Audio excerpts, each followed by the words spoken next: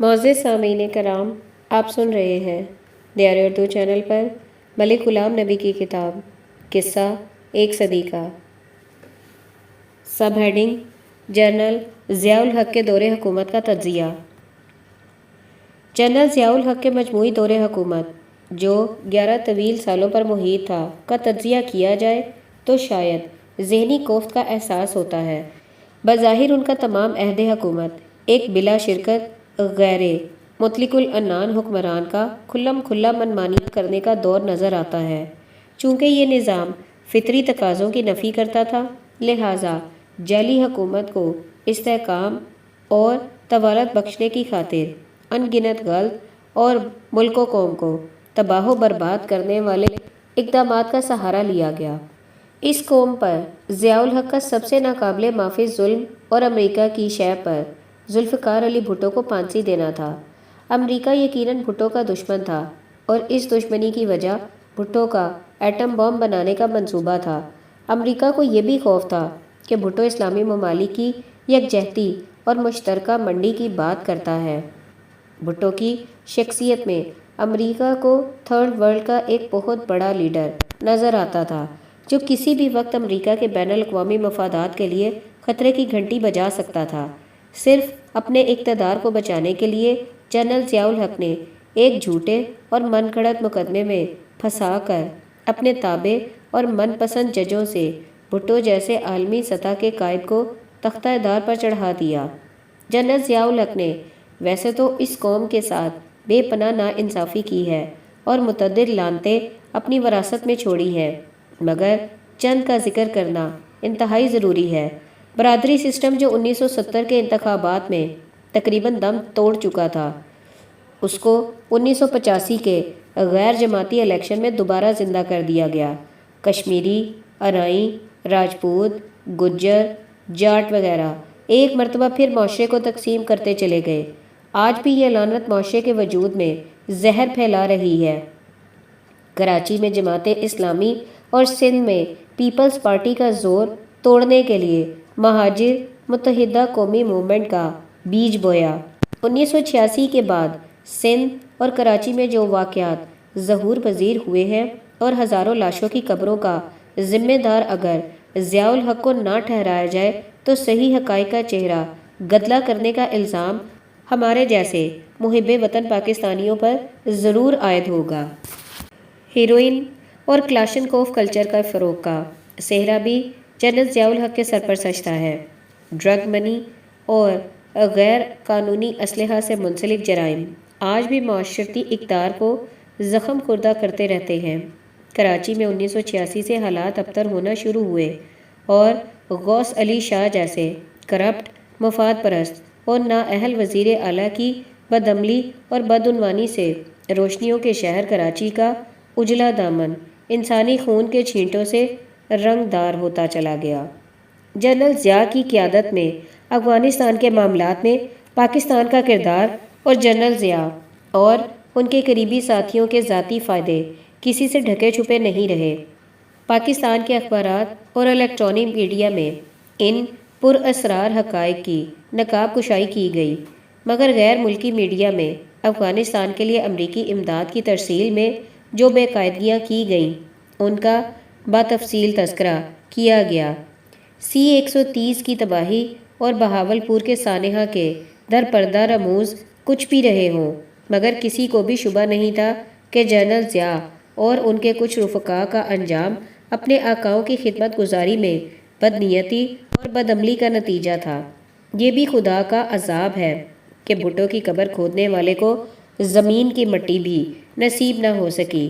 چند روز قبل Jio T V پر جواب دہ پروگرام میں جنرل ضیاء الحق کے بیٹے اعجاز الحق کا انٹرویو تھا۔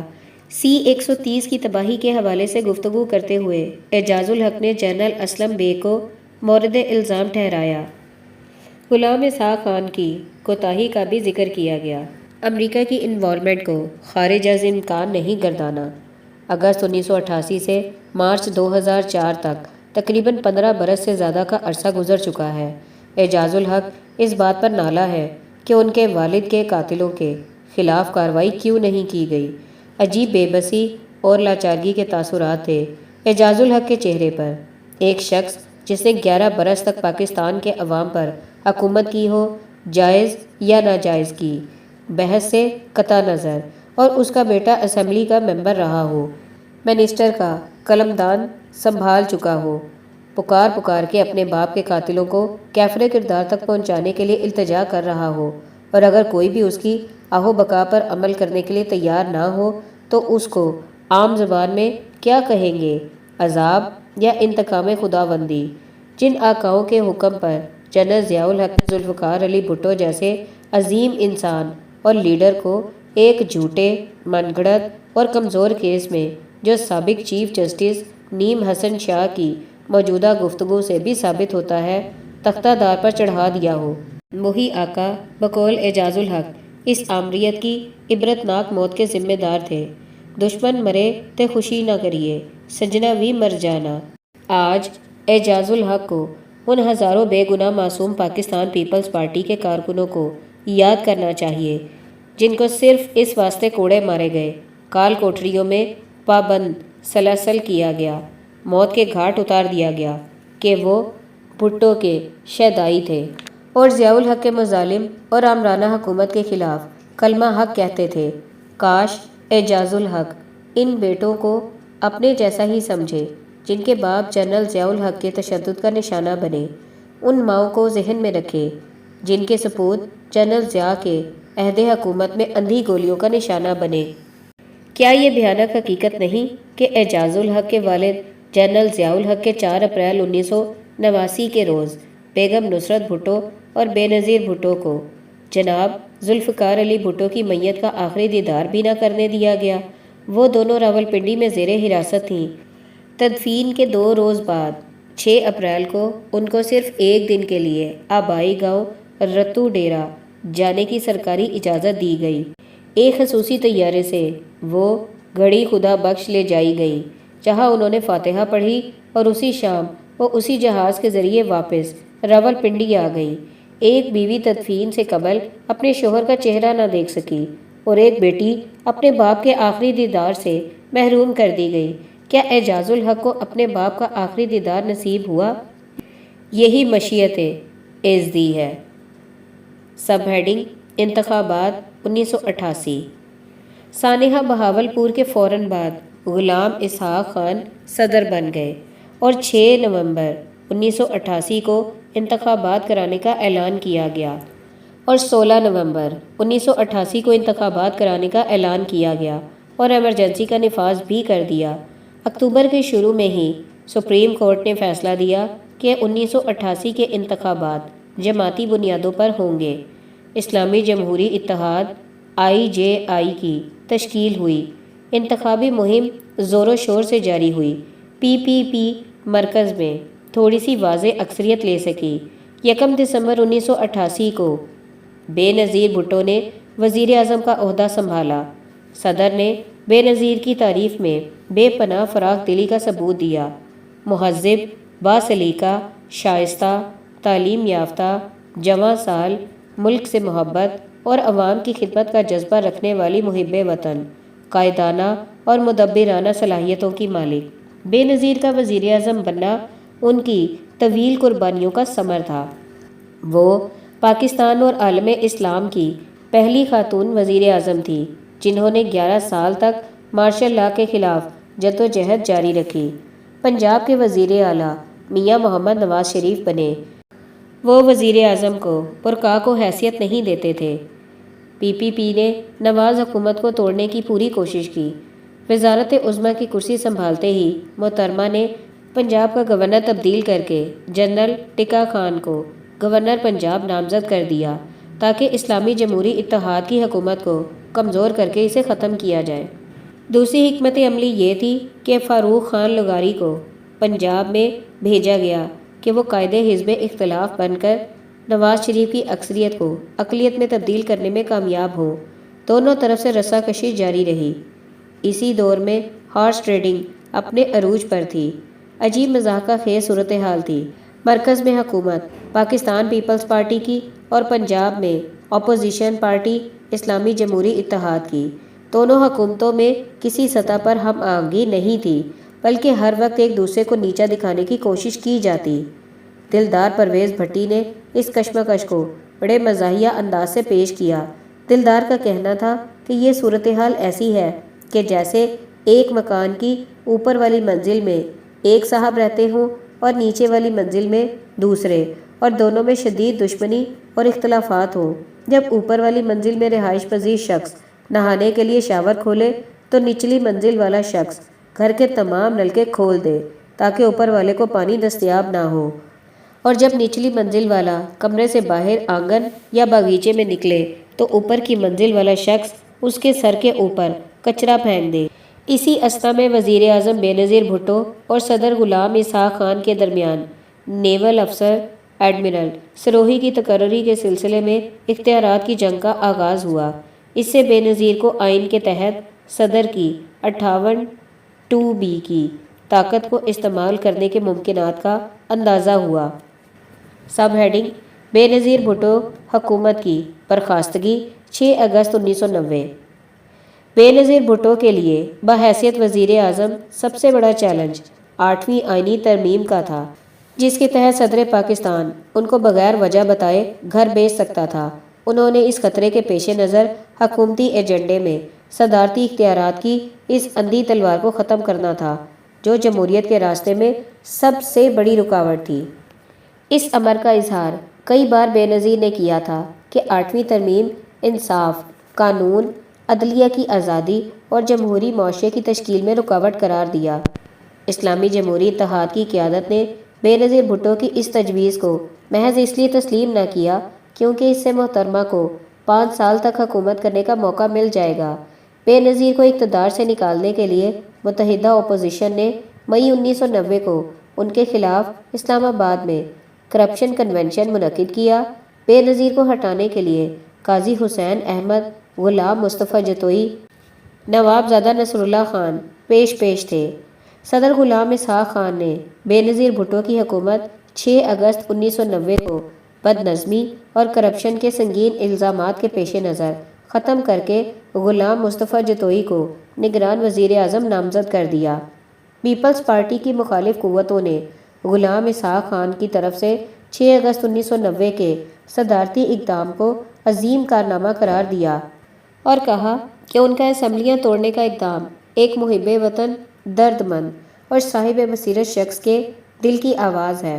غلام اسحاق خان نے نہ صرف اسمبلیاں توڑی بلکہ انہوں نے آئین کی دفعہ 232 کا سہارا لے کر ملک میں ایمرجنسی لگا دی۔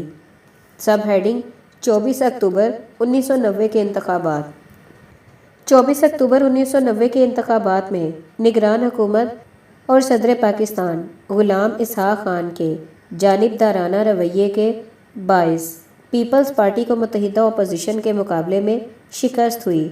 اس الیکشن میں محسن نقوی کی نظم یا اللہ یا رسول بے نظیر بے قصور بہت مشہور ہوئی۔ پیپلز پارٹی کے امیدوار سیاسی جلسوں میں اس نظم کو بڑے جذباتی انداز میں پڑھتے۔ جلسوں میں ورکرز بھی بلند آواز میں ان اشعار کو دہراتے۔ ایک عجیب سما بن جاتا۔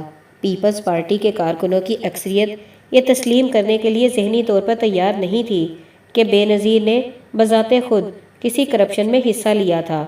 ان کا خیال تھا کہ چونکہ محترمہ صنف نازک سے تعلق رکھنے کی وجہ سے اپنے شوہر آصف زرداری پر کنٹرول نہیں کر سکیں، جس کا فائدہ آصف زرداری نے اٹھایا اور ایسے معاملات کو داغ دلہ بنایا جن کو بے نظیر کے اکاؤنٹ میں نہیں ڈالنا چاہیے تھا۔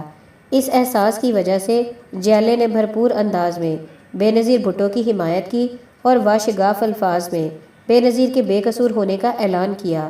اسی پس منظر میں جب محترمہ لاہور ہائی کورٹ میں اپنے خلاف عدالتی کارروائی کی سماعت کے لیے غالباً 1 اکتوبر 1990 کو لاہور ہائی کورٹ آئیں تو پارٹی کے پرجوش کارکن نہ صرف مال روڈ پر ان کے لیے استقبال کی غرض سے جمع ہوئے بلکہ ایک جلوس کی شکل میں ان کے ساتھ لاہور ہائی کورٹ میں داخل ہوئے۔ 6 نومبر 1990 کو میاں نواز شریف نے پاکستان کے 13ویں وزیر اعظم کی حیثیت سے حلف اٹھایا۔ پنجاب کا وزیر اعلیٰ غلام حیدر ویں کو منتخب کیا گیا۔ جب چودھری نے والٹن میں ایک تقریب کا اہتمام کیا اور والٹن میں ایک یادگار بنانے کے لیے فنڈز کا اعلان کیا تو میں نے بھی ان کو خط بھیجا جس کا مجھے کوئی جواب نہیں ملا۔ البتہ میں نے اپنا فرض پورا کر دیا کہ اگر یادگار بنانا ہے تو واگا کو فراموش نہ کرے۔ سب ہیڈنگ: جناب چودھری غلام حیدر وائیں، وزیر اعلیٰ پنجاب کے نام۔ والٹن یا واگا۔ سردار عبدالرب نشتر مرحوم جب پنجاب کے گورنر تھے، انہوں نے ایک 5 رکنی کمیٹی تشکیل دی جو خود چیئرمین تھے۔ جنرل افتخار مرحوم جو فوج کی طرف سے لیے گئے تھے، اس کمیٹی کے سیکرٹری تھے۔ بیگم سلمہ تصدق حسین صاحبہ، خواتین اور مسلم لیگ کی جانب سے شیخ محبوب احمد، پاکستان مسلم لیگ، اور ملک غلام نبی، سیکرٹری پنجاب مسلم لیگ، اس کمیٹی کے ممبران تھے۔ گورنر ہاؤس میں اس کمیٹی کی پہلی میٹنگ میں سردار صاحب نے جن خیالات کا اظہار کیا وہ کچھ اس طرح سے تھا: ہمیں واگا کے مقام پر ایک ایسی یادگار تعمیر کرنا ہوگی جس سے ہم دنیا کو بتا سکیں کہ خون میں نہلائی ہوئی انسانیت نے اس مقام پر پہنچ کر سکون اور ابدی راحت حاصل کر لی ہے۔ وہاں ہم اپنی مستقبل کی نسلوں کے لیے اس یادگار کو مینار نور کی طرح پیش کریں گے کہ ان کے بڑوں نے کس طرح خون کے دریا عبور کر کے اس مقام کو حاصل کیا تھا جو ان کی آرزوؤں اور تمناؤں کا مرکز تھا۔ خیر، یہ تو ایک بنیادی خیال تھا جس کا انہوں نے اظہار کیا تھا۔ اس سلسلے میں صرف 2 میٹنگیں ہوئیں۔ ان میٹنگوں میں بڑی پائیدار تجاویز سامنے آئیں، بحثیں ہوئیں، ہر ممبر نے کھل کر اپنے خیالات کا اظہار کیا۔ محترمہ بیگم سلمہ تصدق حسین کیونکہ بیمار ہے، اس لیے وہ شاید اب بھی اس پوزیشن میں نہ ہوں کہ کچھ بتا سکیں۔ بہرکیف ان میٹنگوں میں جو فیصلہ متفقہ طور پر قبول کیا گیا تھا وہ یہی تھا کہ ہمیں واگا کے بارڈر پر ایک یادگار تعمیر کرنا چاہیے اور اس پر لکھا جائے کہ جب ہندوستان کی ساری قوموں نے وحشت اور جنون میں آ کر خون کی ہولی کھیلی تھی، جس خون نے ساری انسانیت کو شرمسار کر دیا تھا، اور یہ وہ آخری نشان ہے جہاں سب قوموں نے مل کر اس خون کو یہاں دفن کیا تھا۔ مقصد یہ تھا، یہ یادگار سب قوموں کو احساس دلاتی رہے گی کہ جب دونوں طرف سے کٹے پھٹے تباہ حال خون میں لت پت لاشیں بے گور و کفن میتیں اٹھائے ہوئے پناہ ڈھونڈ رہے تھے، جب انسانیت کا کوئی پرسانے حال نہیں تھا، یہی وہ مقام تھا جہاں مظلوموں اور بے نواؤں نے پہنچ کر سکون حاصل کیا تھا اور انہیں ان کی منزل مل گئی تھی جس کے لیے انہوں نے ہر قسم کی بربادیوں، تباہیوں، تشدد اور ہر ظلم کا مردانہ وار مقابلہ کیا تھا۔ یہ 40 برس قبل کی بات ہے کہ جس کا مفہوم میں نے اپنے الفاظ میں بیان کرنے کی کوشش کی ہے، کیونکہ ان میٹنگوں کے بعد کبھی بھی اس مسئلے کا کہیں بھی ذکر نہیں آیا۔ اب جب کہ والٹن کے مقام پر ایک تقریب کا اہتمام کیا جا رہا ہے، میں نے یہ ضروری سمجھا کہ جناب چودھری غلام حیدر وائیں، وزیر اعلیٰ پنجاب کی خدمت میں یہ عرض داشت پیش کروں کہ شاید وہ اس کارروائی سے جو پاکستان کی تاریخ کی ایک کڑی ہے کچھ رہنمائی حاصل کر سکیں۔ سب ہیڈنگ: سیاسی جوار بھاٹا۔ غلام اسحاق خان اور میاں نواز شریف کے درمیان پہلا اختلاف انور سیف اللہ کو کابینہ میں شامل نہ کرنے کے سوال پر ہوا تھا۔ بے نظیر بھٹو، جن کو ایک سازش کے تحت 1990 میں اقتدار سے الگ کر دیا گیا، وہ 2 سال تک اسٹریٹ پاور کا مظاہرہ کرنے کی تیاریاں کرتی رہیں۔ اکتوبر 1993 میں ہونے والے صدارتی انتخابات میں ابھی 1 سال باقی تھا کہ 1 سال پہلے ہی غلام اسحاق خان کی لابی سرگرم ہو گئی کہ اسحاق خان کو صدر بناؤ۔ نواز شریف کی خواہش تھی کہ وہ مسلم لیگ کا صدارتی امیدوار غلام اسحاق خان کو کسی صورت میں نہ بنائیں گے۔ بے نظیر بھٹو نے غلام اسحاق خان اور میاں نواز شریف کے درمیان لڑائی میں پر اصرار خاموشی اختیار کیے رکھی اور وہ درپردہ دونوں کی حوصلہ افزائی کرتی رہیں۔ اپنی کرسی بچانے کی خاطر غلام اسحاق خان نے نواز حکومت کو 58(2)(b) کا نشانہ بنایا، الزام وہی کرپشن کا۔ 22 اپریل 1993 کو آصف زرداری سمیت 17 رکنی کابینہ نے حلف اٹھایا جس کے سربراہ بلخ شیر مزاری تھے۔ وفاقی کابینہ کے 14 ارکان کا تعلق میاں نواز شریف کی سابقہ کابینہ سے تھا، جن کو غلام اسحاق کرپٹ کہہ چکے تھے۔ 22 اپریل کو مسلم لیگ کی مرکزی مجلس عاملہ کا اجلاس میاں نواز شریف کی صدارت میں ہوا، جس میں آصف زرداری کی کابینہ میں شمولیت کی مذمت کی گئی کہ غلام اسحاق خان نے ایسے شخص کو وزیر بنایا ہے جس کے خلاف خود انہوں نے رشوت ستانی اور بدعنوانی کے الزامات عائد کیے تھے۔ غلام اسحاق خان کے یہ اقدامات آئین، جمہوری روایات اور انصاف و اخلاق کے تمام تقاضوں کا جنازہ نکالنے کے مترادف تصور کیے گئے۔ 18 اپریل 1993 کو نواز شریف حکومت کو برطرف کرتے ہوئے صدر غلام اسحاق خان کو یہ کہنا پڑا کہ وہ نہ صرف بدعنوان تھے بلکہ قومی سلامتی کے لیے خطرہ بنتے جا رہے تھے۔ صدر غلام اسحاق خان کی سرکاری ٹیم میں رویداد خان اور اجلال حیدر زیدی جیسے ذہین اور تجربہ کار بیوروکریٹ شامل تھے۔ سپریم کورٹ نے اس فیصلے کو ناجائز گردانا، نواز شریف وزیر اعظم بحال کر دیے گئے۔ کچھ دنوں کے بعد دونوں غلام اسحاق خان اور میاں محمد نواز شریف مستعفی ہو گئے۔ 18 جولائی 1993 کو معین قریشی نے نگران وزیر اعظم کا حلف اٹھایا۔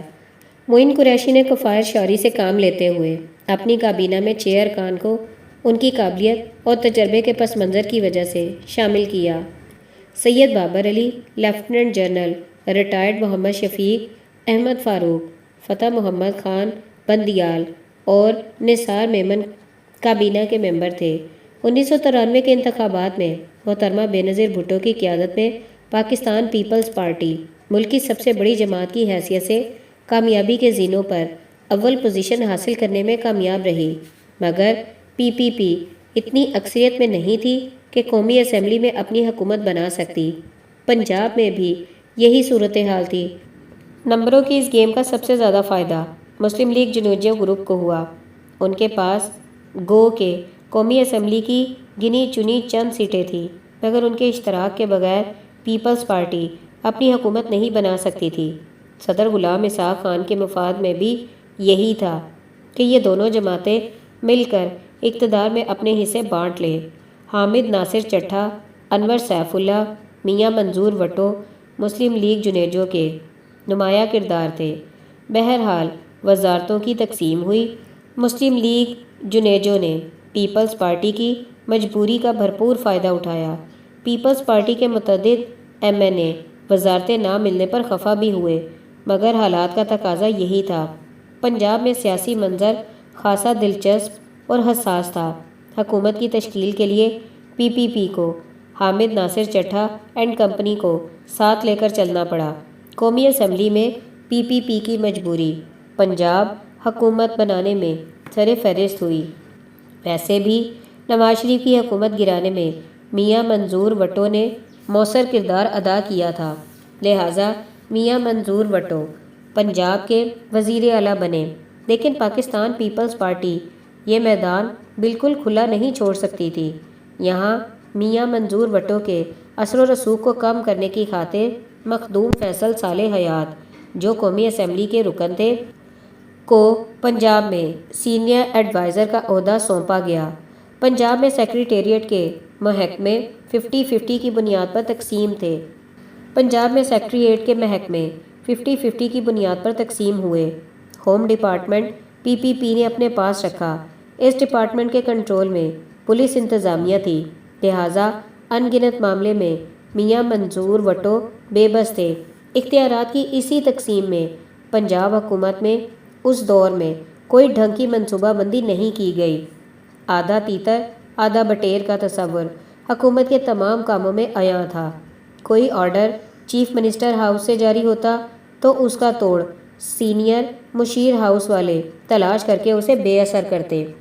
اسی طرح چیف منسٹر ہاؤس والے اس طاق میں رہتے کہ پی پی پی والے صوبے میں زیادہ طاقتور نہ ہو جائیں۔ اس قسم کی رسہ کشی سے پنجاب کے عوام کی فلاح و بہبود کے منصوبے بہت بری طرح متاثر ہوئے۔ اسی کشمکش میں ایک ایسی سٹیج آئی کہ محترمہ بینظیر بھٹو کو یہ باور کرایا گیا کہ میاں منظور وٹو پنجاب کے معاملات میں محترمہ کے راستے میں رکاوٹیں کھڑی کر رہے ہیں۔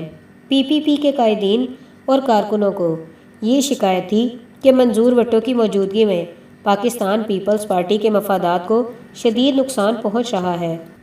صوبائی اسمبلی کے اراکین کی رسائی وزیر اعلیٰ تک نہیں تھی۔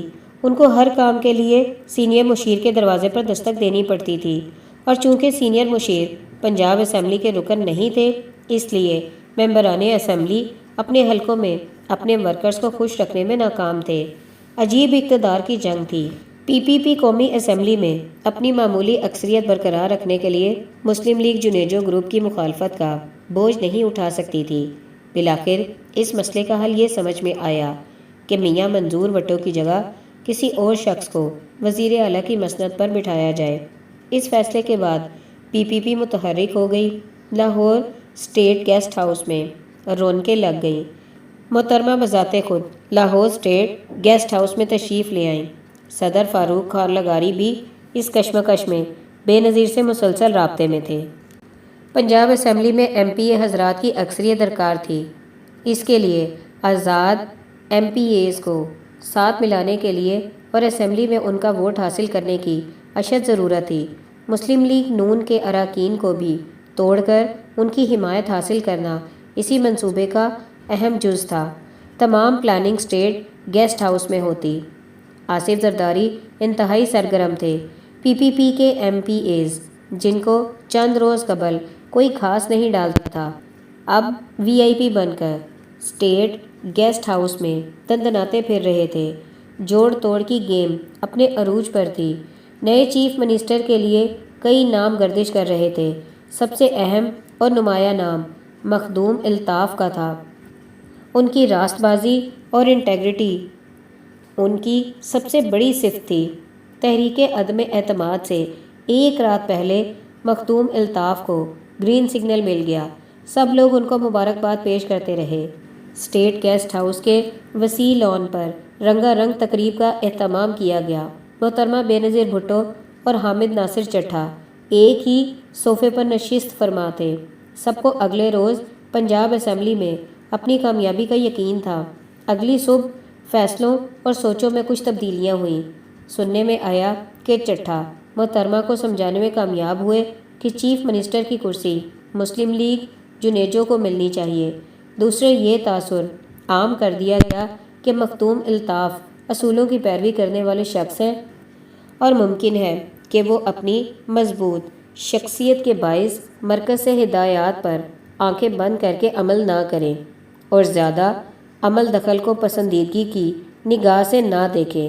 محترمہ کو باور کرایا گیا کہ پنجاب کا چیف منسٹر کسی انتہائی تابعدار شخص کو ہونا چاہیے۔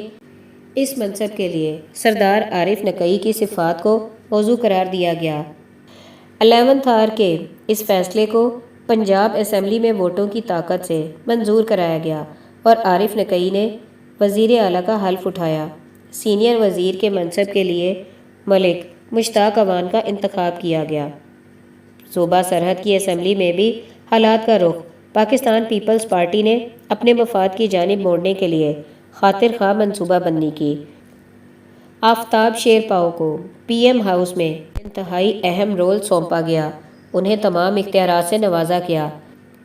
مقصد سرحد اسمبلی میں پیپلز پارٹی کی حکومت تھی۔